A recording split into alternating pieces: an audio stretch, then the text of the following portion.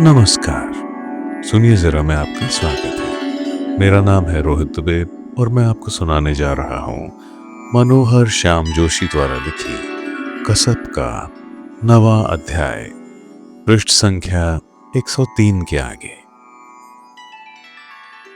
दया की शादी तय हो गई है। दोनों ही पक्षों का आग्रह है कि डीडी इस शुभ अवसर पर उपस्थित रहे। वही निमित्त बना है इस विवाह का। शास्त्री जी ने तो निमंत्रण पत्रिका भेजते हुए लिखा, मैंने बच्चों से कहा कि कार्ड पर परम पिता परमेश्वर की असीम अनुकंपा के साथ साथ श्रीयुत देवीदत्त तिवारी की महती कृपा का भी उल्लेख करना चाहिए था। बंबई में पंत जी की बिरादरी के कोई व्यक्ति नहीं है। इष्ट मित्रों की बारात ही ले जा रहे हैं। डीडी को बाराती बनाना ही होगा, न केवल इसलिए कि वह वर का मित्र है, बल्कि इसलिए भी कि विवाह ठहराया ही उसी ने है, और सो भी इतने अच्छे ग्रह नक्षत्रों वाली से कि इधर शादी की बात पक्की हुई और उधर वर महोदय क्लर्क से अफसर हो गए। किंतु डीडी जाना चाहते हुए भी अपना जा सकना मुश्किल पा रहा है। डीडी बहुत व्यस्त है इन दिनों। कनाडा से जो आने वाली थीं गुलनार, सो आ गई हैं। अधेड़ हैं, सुंदर हैं, एक बार 16 और पुनः 24 वर्ष की वय में विवाह करके देख चुकी हैं, और दोनों ही बार स्त्री पुरुष के साहचर्य की यह परंपरागत व्यवस्था उन्हें रास नहीं आई है। कामकाज में जुटे रहने के मामले में भुतनी है। उन्हें इस बात पर गर्व है कि मर्द भले ही थक जाएं, मैं श्रम से थकती नहीं। कठिन श्रम करना तो जानती ही हैं, प्रबंध कौशल भी बहुत है उनमें। परिष्कृत हैं, विदुषी हैं, फिल्म माध्यम से बहुत अनुराग है उन्हें। सहायक के रूप में डीडी उन्हें पसंद आया है। आरंभ में गुलनार के अति परिष्कार के सामने मध्यवर्गीय डीडी की घिग्गी बंध जाती थी।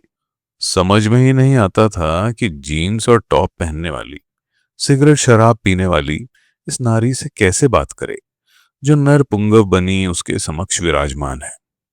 अब खुल गया, थोड़ा खुला है तो गुलनार पर प्रकट हुआ है कि वह केवल परिश्रमी और सरल ही नहीं, मेधावी भी है। पाश्चात्य सिनेमा और साहित्य का अच्छा ज्ञान है उसे, और कलात्मक सुरुचि से संपन्न है वह। आरंभ में उसे लगता था कि ऐसी औरत से कैसे बात की जा सकती है जो अपने को औरत न जता बता रही हो। अब उसे अनुभव होता है कि ऐसी औरत से बात करने में भी एक सुविधा है, जो औरत के रूप में प्रस्तुत न हुई हो। कभी कभी गुलनार डीडी को होटल में अपने कमरे में भी ले जाती है। नहा धोकर गाउन पहने वह उसके पास या सामने बैठी रहती है। यौवन गुलनार का बीत चुका है, लेकिन बनाए हुए है वह उसे साग्र है। इसलिए उसके संदर्भ में यौवन भार मंथरा विशेषण का प्रयोग करते हुए मेरी लेखनी हिचकती नहीं। काजू टूंगती, जिन एंड टॉनिक पीती, पटकथा के विषय में परामर्श करती हुई गुलनार के तीन पयोधर बहुधा दिख जाते हैं डीडी को। किंतु मोटे फ्रेम के पढ़ने वाले चश्मे से झांकती गुलनार की नीली आंखें, जो उसे फ्रांसीसी मां से विरासत में मिली हैं, बराबर डीडी को यही संकेत देती कि यहां पयोधर प्रदर्शन नहीं, पटकथा लेखन हो रहा है। काम पूरा हो जाने के बाद वह टेबल लैंप बुझा देती है, अपना हेड मास्टराना चश्मा उतारती है, टांगे किसी स्टूल पर रखकर एक बाह का तकिया बनाकर सोफे पर निढाल हो जाती है। अब उसके स्तन ही नहीं, पिंडलियां और जांघें भी यदा कदा झलक जाती हैं। कभी कभी गुलनार होटल से ही प्रसारित पाश्चात्य संगीत धारा बटन दबाकर मुक्त कर देती है। नाचती है अकेली और कहती है अंग्रेजी में, अफसोस तुम नाचना नहीं जानते, सीखते क्यों नहीं।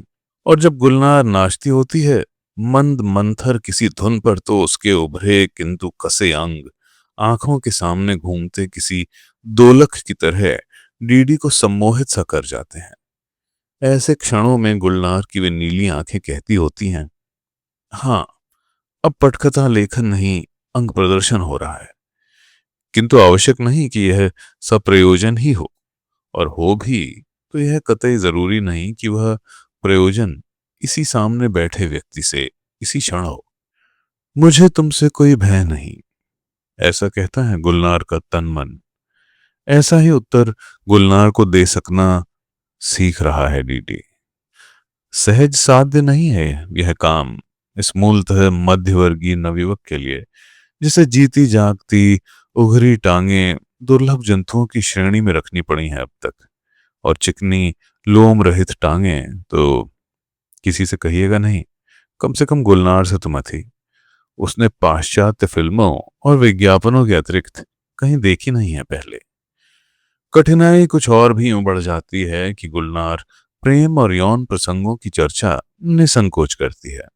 उसकी बातें सुनकर ऐसी धारणा बनती है, ऐसी धारणा ही वह बनवाना भी चाहती है कि विशिष्ट और साधारण सभी नर इस मादा विशेष से प्रणय निवेदन करते रहें। डीडी के मुंह से किसी भी अमेरिकी अभिनेता, लेखक, कवि, दिग्दर्शक का नाम निकला नहीं कि गुलनार के संस्मरणों में वह पतलून उतारता प्रकट हो जाता है। और क्षमा कीजिएगा गुलनार को, कोई ऐसा खास कस्तूरी भी नहीं लगता वह Digambar ओढ़कर। He has this flopping belly, dear, and he fires before you could say fire. उसकी थुल-थुल तोंद है और तुम दाग कहो इससे पहले ही वह गोली दाग चुका होता है। कठिनाई दर कठिनाई यह है कि बेबी के प्रेमी डीडी को शुद्ध शारीरिक बौद्धिक स्तर पर ही सही गुलनार की ओर आकर्षित होना पाप तुल्य प्रतीत होता है। तो वह भी जिन टॉनिक का गिलास हाथ में लिए उसी सोफे के किसी सुदूर कोने पर सिर टिकाए हुए गुलनार को यह संकेत देने की कोशिश करता है कि हाँ, मैं देख रहा हूं। इतना अबोध या झेपू नहीं कि कोई अच्छी चीज देखूं तो आंखों से दाद भी न दूं। लेकिन मार तमाम ऐसी ही चीजें देखते हुए कटती आई है। यह जिंदगी कोई ऐसी उतावली नहीं है मुझे। इस समय अंग्रेजी मुहावरे में कहूं तो मेरे हाथ रमणियों से भरे पड़े हैं। किंतु जैसा मैंने कहा, कोई सहज नहीं है यह मुद्रा साध लेना उसके लिए जिसने अब तक केवल कल्पना में ही रमण किया हो। गुलनार फ्रांसीसी दूरदर्शन के लिए भारत विषयक फिल्में बनाने आई है। पर्यटक केंद्रों की यात्रा कर रहा है डीडी इस दल के साथ। गुलनार के शेष सभी सहायक कनाडा के फ्रांसीसी भाषा भाषी युवक युवतियां हैं। डीडी भारत से उनका संपर्क सूत्र है, इसलिए भले ही वह उनके जीवन और चिंतन के विषय में जिज्ञासु है, उसका सारा समय उनकी जिज्ञासाओं का समाधान करने में बीतता है। इसी जिज्ञासा समाधान के सतत क्रम में एक दिन उदयपुर के होटल में वह गुलनार को अपने प्रेमरत होने की सूचना देने को बाध्य हो गया। डीडी और गुलनार बैठे पी रहे थे। डीडी ऑरेंज स्क्वाश और गुलनार विस्की सोडा। डीडी को रोज रोज शराब ही पीते रहना पाप तुल्य लगता है। खैर, डीडी ने गुलनार के लिए तीसरे पैग में सोडा मिला कर दिया। गुलनार ने फ्रांसीसी में उसका धन्यवाद किया। मैगसी। वह ठीक से समझ नहीं पाया। तब गुलनार ने अंग्रेजी में पूछा, थैंक्स को हिंदी में क्या कहते हैं? डीडी ने बताया, धन्यवाद। गुलनार बोली, धनिया बेड। डीडी, जो उस क्षण स्क्वाश के घूंट भर रहा था, हुई करके हंसा और स्क्वाश की फुहार उसके मुंह से निकलकर गुलनार के नीचे गले वाले ब्लाउज पर जा पड़ी। डीडी क्षमा याचना करते हुए उठा। उसने समझाया कि हंसी क्यों आई और अपने रुमाल को उसके ब्लाउज पर ब्लॉटिंग पेपर की तरह लगा दिया। गुलनार ने मुस्कुराकर पूछा, have you at long last decided to make a pass at me, bachelor boy? क्या तुमने अंततः मुझे पटा देखने का निर्णय कर डाला है, कुंवारे बालक? डीडी झेंप गया। झेंपते झेंपते ही उसने कहा, good heavens, no, did I do anything to make you think so? बाप रे, कभी नहीं। क्या मैंने ऐसा कुछ किया जो तुम यह सोच बैठी? गुलनार ने कहा अंग्रेजी में कि सभी पटाने की कोशिश करते हैं, खासकर अपने घरों से दूर किसी लोकेशन में। एक बार पूछ देखना तो हर मर्द अपना फर्ज समझता है। यहां भी जाकर तुम सब कमरों में झांकाओ। हमारे दल के सभी मर्द सहज जिज्ञासा लेकर किसी न किसी औरत के पास पहुंच गए होंगे। गुलनार ने फिर डीडी का हाथ अपने हाथ में ले लिया और बड़े उससे पूछा अंग्रेजी में, क्या तुम आश्वस्त हो कि तुम्हारा मुझे पटा देखने का कोई विचार नहीं? परिष्कार कहीं संबल था अब। डीडी ने कहा अंग्रेजी में, क्या यह पूछने का दुस्साहस कर सकता हूं कि कहीं तुम तो मुझे पटा देखने की कोशिश नहीं कर रही हो? Good heavens, no. गुलनार ने लगभग डीडी की नकल उतारते हुए कहा। दोनों हंसे। यह निर्णायक घड़ी थी। डीडी वहीं उसके सामने खड़ा रह सकता था या लौटकर अपने आसन पर जा बैठ सकता था। उसने लौट जाना पसंद किया। गुलनार ने एक घूंट हलक तले उतारा और कहा, प्रकट है कि तुम किसी से प्यार में डूबे हुए हो इन दिनों। बताओगे किससे? अगर मेरी यह जिज्ञासा अनुचित न जान पड़ती हो, प्रेमी पूत। डीडी ने कहा, बताने को कुछ खास है नहीं, वह एक प्यारी सी लड़की है बस।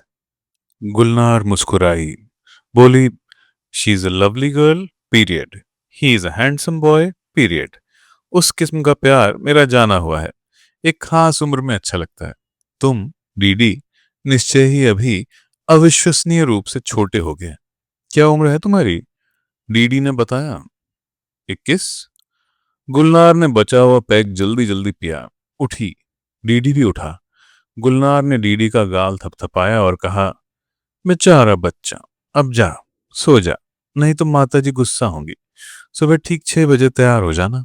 और हाँ, तुझे सलाह देने वाली मैं कोई नहीं होती, लेकिन अगर मेरे अनुभव की सीख सुनना चाहे तो वह यही है कि हम रचनाधर्मी कलाकारों के लिए जो चीज सबसे महत्वपूर्ण है वह यहाँ होती है, हमारे भेजे में।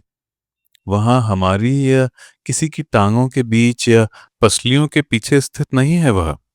और तो और, जो दूसरों के वहां स्थित होते हैं वे भी हमारे यहाँ ही होते हैं, भेजे में। We feel and fuck with our minds, lover boy. डीडी सुनकर लजाया, सिर झुकाए चला गया। गुलनार उसे देखती रही। जब दरवाजा बंद करता हुआ वह निकल गया तो गुलनार ने कहा अपने से, he is a handsome boy, period. और दुख व्यक्त किया इस बात पर कि वह जो है ना, वह सबसे महत्वपूर्ण चीज हम रचनाधर्मी कलाकारों के लिए वह अनुभव कुछ भी कहे, केवल यहां ही नहीं, वहां, वहां और ना जाने कहां कहां स्थित है। और जब तमाम तरह के लोशन लगाकर, गोलियां खाकर वह सोने लगी तो गुलनार ने इस बात पर अतिरिक्त दुख व्यक्त किया कि मैं क्यों एक बालक को मर्द बनाने की सोच रही हूं। इस गुलनार से डीडी को कहना है कि मैं बीच काम में छुट्टी जाना चाहता हूं। आसान नहीं है ये बात। अंत में यह तय होता है कि डीडी जयपुर में शूटिंग करा के दिल्ली तक साथ चलेगा और वहां से अल्मोड़ा चला जाएगा। शादी में शामिल होकर तुरंत वापस आ जाएगा ताकि गुलनार के दल के साथ आगरा, खजुराहो, वाराणसी जा सके। गुलनार के लिए $1 वैसा ही है जैसा किसी संपन्न भारतीय के लिए ₹1। वह हर खर्च के संदर्भ में पूछती है, डॉलरों में कितना?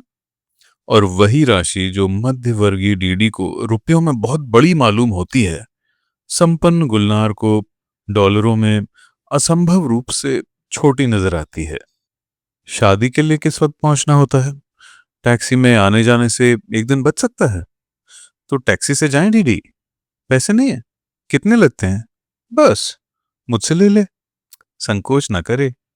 साथ में एक ग्रिप यानी सहायक ले जाएं, कैमरा वगैरह ले जाएं, विवाह की पहाड़ों की शूटिंग कर लाए। किसकी शादी है? She is a lovely girl, period की तो नहीं, उसकी बड़ी बहन की। वंडरफुल। पर वह वहां मिलेगी तो? मिलेगी। Wonderful. Many happy landings. DD विवाह में दया को देने के लिए उपहार लेना चाहता है और यहां भी गुलनार उसे बजट से बाहर कर देती है और पैसे हठ पूर्वक स्वयं दे देती है। तब डीडी अपने पैसों से एक और उपहार खरीदने में जुट जाता है। उसके लिए? गुलनार पूछती है। हाँ, उसके लिए, डीडी कहता है। गुलनार वे तमाम चीजें नापसंद कर देती है जिनमें से कोई एक डीडी लेना चाहता है और जो किसी भारतीय लड़की को देने के लिए गुलनार के मस्तिष्क में भारतीय लड़की की जो कल्पना है वह उसकी दृष्टि पाजेब, हंसिया, घाघरा चोली, बोरला, परांदे, बनारसी स्टोल जैसी चीजों पर टिका रही है। अंत में डीडी बांधनी की एक सिल्क साड़ी लेता है। गुलनार पाजेब भी बंधवा देती है, खास तौर से ऐसे चुनकर जो झनक झनक बजते हों। मेरी ओर से, वह कहती है, ताकि तुम्हें उसके आने की पूर्व सूचना मिलती रहा करे। पता है तुझे, मैं 16 की थी जब मैंने पहला विवाह किया। वह कूड़ मगज आइस हॉकी का खिलाड़ी था। वह जो था हैंडसम बॉय पीरियड। मैं कूड़ मगज चीयर लीडर थी। मैं जो थी लवली गर्ल पीरियड। दया के विवाह के प्रसंग में डीडी का शास्त्री जी से पत्र व्यवहार होता रहा है, नितांत घरेलू और कामकाजी सा, जिसमें शास्त्री जी ही कभी कभी कोई पंडिताऊ सा मजाक कर जाने या श्लोक ठोंक देने की धृष्टता करते आए हैं। बालक डीडी सर्वथा बुजुर्ग बना हुआ है और पिछले कई पत्र तो उसने औपचारिक कुमाऊनी में ही लिखे हैं।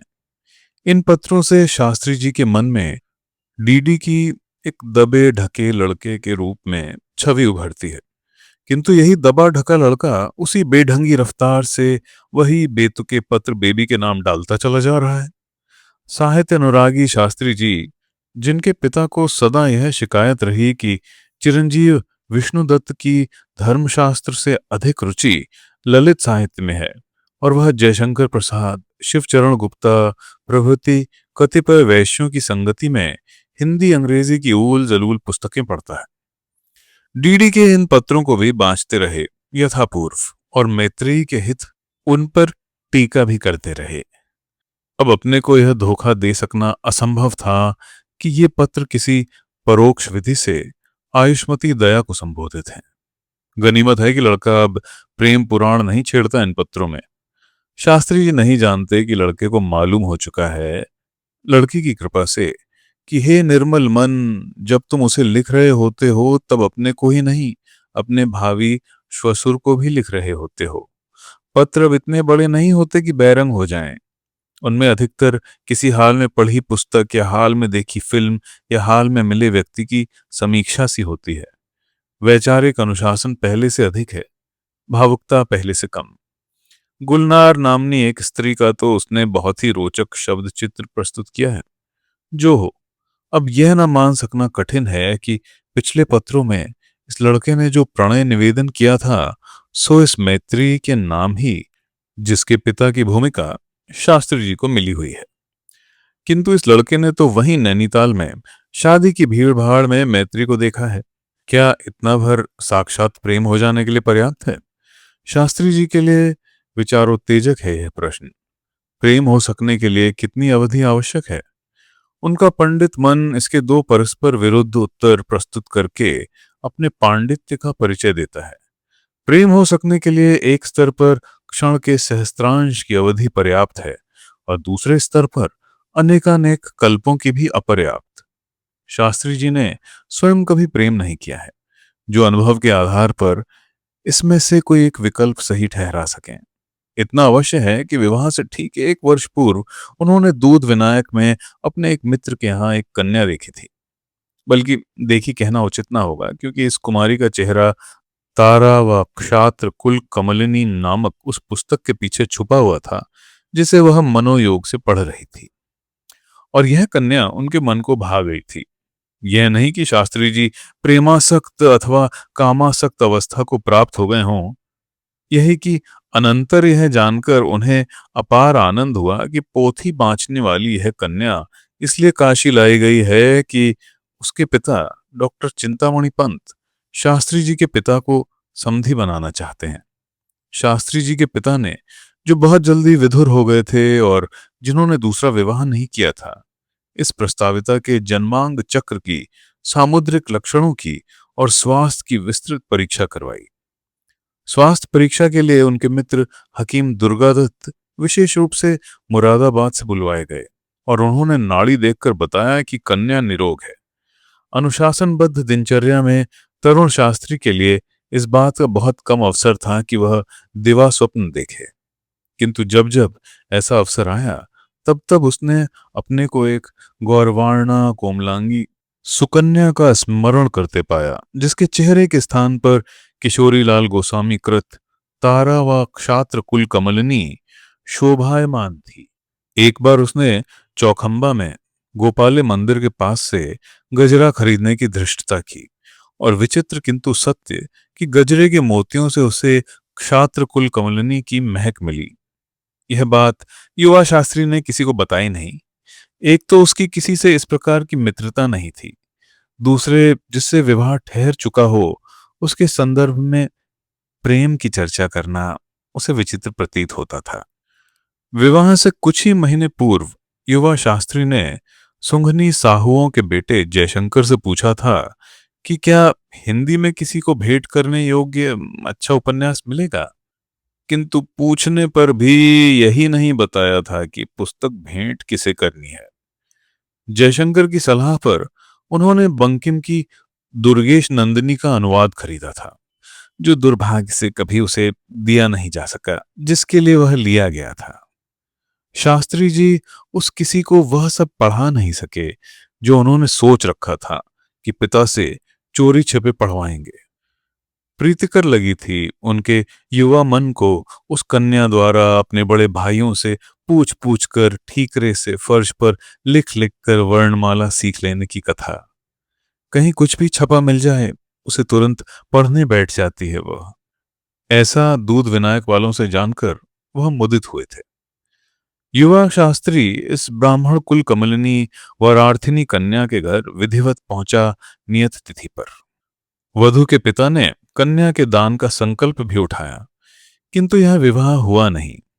जब शास्त्री के पिता ने मेरा बेटा अब क्या कुछ खाएगा तो ककड़ी के पानी में गूंथे आटे की पूरी ही ऐसा हठ किया, तब अल्मोड़ा के सारे ब्राह्मण समाज ने काशी के पोंगा पंडितों की इस हठ धर्मिता को अमान्य ठहराया और चुनौती भरे स्वर में कहा कि विवाह तभी होगा जब आपका पुत्र श्वशुर गृह का भात खाने को राजी होगा। आप चाहें तो बारात लौटा सकते हैं। सप्तपदी के बिना विवाह अपूर्ण है, इसलिए हम इस कन्या का विवाह शीघ्र ही किसी और से बिना हिचक करा देंगे, किंतु आपके इस पुत्र को इस समाज से कोई कन्या नहीं मिलने देंगे। उस क्षण युवा वर का मन हुआ था कि पिता की आज्ञा की अवहेलना करके कह दे कि मैं भात खाने के लिए तत्पर हूं, विवाह जारी रखिए, किंतु ऐसा वह नहीं कर पाया और कुल पुरोहित ने आनन फानन उसी रात एक ग्राम्या से काशी के पंडित का विवाह करा के शास्त्रियों की हठ धर्मिता की लाज रखवा ली। क्या शास्त्री जी को किसी भी अर्थ में उस कन्या से प्रेम हुआ था जिसके चेहरे की जगह किशोरीलाल गोस्वामी का साहित्य प्रतिष्ठित था? शास्त्री जी के पास इस जिज्ञासा का कोई समाधान नहीं था। शास्त्रानी जी अलबत्ता शुरू से आज तक यही माने हुए हैं कि प्रेम था शास्त्री जी को उस पुस्तक मुखी से। निरंतर शास्त्री जी को वह उस पुस्तक मुखी का समाचार कहीं न कहीं से लाकर देती रही। हो हा हो मतलब अजी, पुरुष के लिए। हो कहती शास्त्रानी जी ने, सुनो कहती और मुस्कुराकर बताती, तुमको एक बहुत जरूरी खबर देनी थी, कहा तुम्हारी उसकी शादी हो गई है, लड़का ओवरसियर है। तुम्हारी उसने गजब कर दिया, कहा नहीं होना कर दिया, कहा भात बनाने बैठी ठहरी, साथ में किताब ले गई चौके में। सास ने देखा तो सारा खाना फिकवाया। कहीं तुमसे उसकी शादी हो जाती तो तुम्हारे पिताजी पगला ही जाते पूरे। तुम वैसे खुश रहते, पढ़ते दोनों मिलकर। तुम्हारी उसके बेटा हुआ है, मिठाई तो खिलवाओगे ही नहीं? खोज खाज कर लाती रही शास्त्रानी अपने पति की उसकी खबर, देती रही पति को। पति यदि सचमुच घोषित और दुस्साहसी प्रेमी होता तो वह भी अपनी उसकी इतनी जासूसी नहीं कर पाता जितनी शास्त्रानी करती रही। क्या एक विशिष्ट अर्थ में शास्त्रानी को अपनी इस पुस्तकमुखी सौत से प्रेम हो गया था, उस सौत से जिसका पुस्तक मुख तक उसने कभी नहीं देखा था। जब 1935 में शास्त्रानी इस सौत की 7वें प्रसव में अकाल मृत्यु का समाचार लाईं, शिवो शिव तुम्हारी वह जाती रही, और इस समाचार को देते हुए उनका कंठ अवरुद्ध हो गया, तब शास्त्री जी स्तब्ध रह गए। समाचार से उतने नहीं जितने पत्नी के भर आए गले से। अपनी आंखों में छलक आए आंसुओं से। शास्त्री शास्त्रानी ने उस शाम कुछ नहीं खाया। शास्त्री जी ने अपनी उस का चेहरा देखा नहीं था, किंतु उस चेहरे के बारे में सुन रखा था कि अभिजात्यपूर्ण है। कृशांगी, गौरवर्णा, अभिजात सौंदर्य से मंडित वह कन्या शास्त्री जी की पत्नी नहीं बनी। बनती तो, जैसा शास्त्रानी जी अक्सर कहती हैं, घपला ही होता। हवाई मियाँ बीबी, कसाई ससुर जी, गिरस्ती का सुख हवा हो जाता। जैसे शास्त्रानी जी नहीं कहती, किंतु जैसा कहा जाना चाहिए, जैसा शास्त्री जी समझ भी चुके हैं, उनके लिए तो यह थोड़ी सी सांवली, भारी बदन वाली, आंखें नचाने वाली, व्यवहार कुशल देहातन ही ठीक थी। यह देहातन और तो और उस पुस्तक मुखी की स्मृति इस पुस्तक प्रेमी के मन में जीवित रखने का दायित्व भी कुशलता से निभा सकी। अगर शास्त्री जी किसी के चेहरे की जगह पुस्तक भर देखकर किसी पर अनुरक्त हो सके, अगर शास्त्रानी किसी को देखे बगैर भी किसी से आक्रांत हो सकी, तो क्या हम यह नहीं मान सकते कि प्यार होने के लिए ना विपुल समय चाहिए, ना कोई स्थूल आलंबन। उसके लिए कुछ चाहिए तो आक्रांत हो सकने की क्षमता। शास्त्री जी ने इधर इस विषय में काफी चिंतन किया है और उनका निष्कर्ष अद्भुत है। प्यार वह भार है जिसमें मानस पोत जीवन सागर में संतुलित गर्वोन्नत तिर पाता है। इस भार के लिए छोड़े गए स्थान की पूर्ति हम यथाशक्य अपने प्रति अपने प्यार से करते हैं, किंतु कुछ स्थान फिर भी बचा रहता है। इसे कैसे भी किसी वस्तु, व्यक्ति या विचार के प्रति प्यार से भरा जाना जरूरी है, भरा जाता भी है। इस आवश्यकता की पूर्ति के लिए हम किसी अज्ञात अनाम तक से भी प्यार कर सकते हैं। आप गौर कर रहे होंगे कि शास्त्री जी संस्मरण चिंतन का क्रम छेड़े हुए हैं। वही नहीं कर रहे हैं पंडित प्रवर जो उन्हें करना चाहिए। इस तथ्य से साक्षात कि अगर उस लड़के ने अपने मानस पोत के उस रिक्त स्थान में मैत्री के प्रति अनुराग भर लिया है, तो मैत्री के पिता की हैसियत से वह इस संबंध में क्या कहना अथवा करना चाहते हैं। उनके पास बहुत ही अस्पष्ट सा एक उत्तर है। दया के विवाह के बाद देखेंगे। वह यह भी जान लेने का कोई यत्न नहीं कर रहे हैं कि कहीं मैत्री भी अपने मानस पोत में वह रिक्त स्थान डीडी की स्मृति के सहारे तो नहीं भर ले रही है, या ऐसा तो नहीं कि वह जान चुके हैं और इस बारे में भी दया के विवाह के बाद सोचेंगे। तो मित्रों, यह था कसब का सफर पृष्ठ संख्या 103 से 112 तक। अगले 10 पन्ने हम जल्दी लाएंगे। लाइक, सब्सक्राइब, शेयर या हाइप श्रद्धानुसार कर दीजिएगा। मिलते हैं जल्द ही। सुनने के लिए बहुत बहुत धन्यवाद।